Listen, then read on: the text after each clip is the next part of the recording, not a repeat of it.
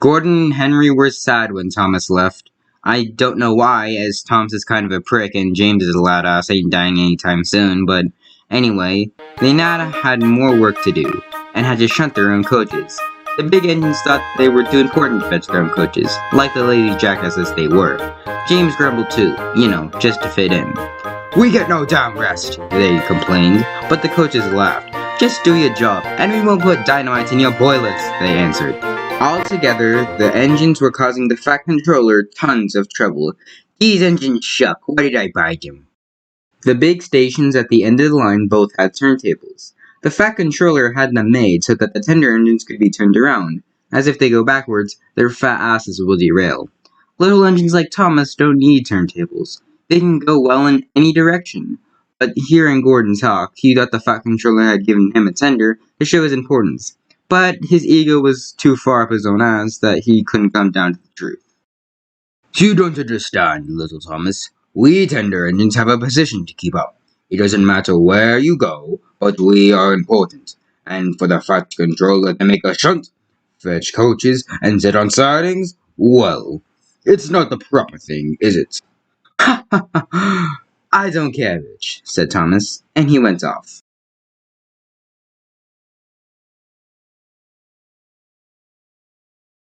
"Disgraceful," Gordon hissed as he got onto the turntable.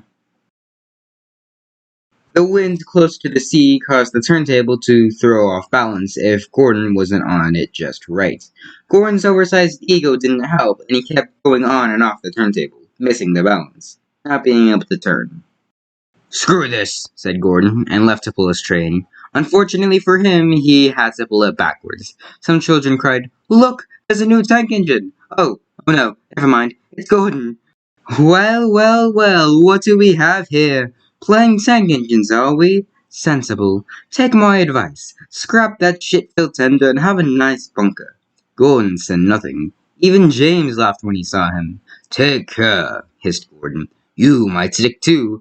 "No fear," chuckled James. "I'm not so fat as you. My ego won't off-balance the turntable. Maybe if it weren't so big, you could pull the train like a proper engine." Sticking on turntables. How silly, thought James. He stopped at just the right place to balance the turntable. It could now spin easily. Gordon arrived in time to see the shit go down. James turned much too easily, and he spun himself around like a record.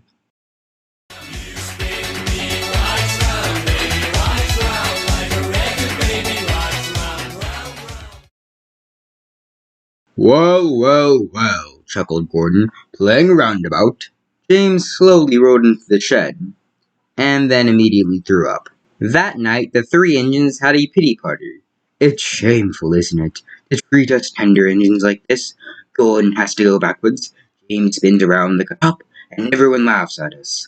What did Henry care about this? "And to add to that, the Fat Controller makes us shunt." "Listen," said Gordon, and he whispered something to the others. "We'll do it tomorrow. The Fat Controller will look stupid." The three engines had decided to go on strike. "That is the dumbest plan I think I've ever heard,"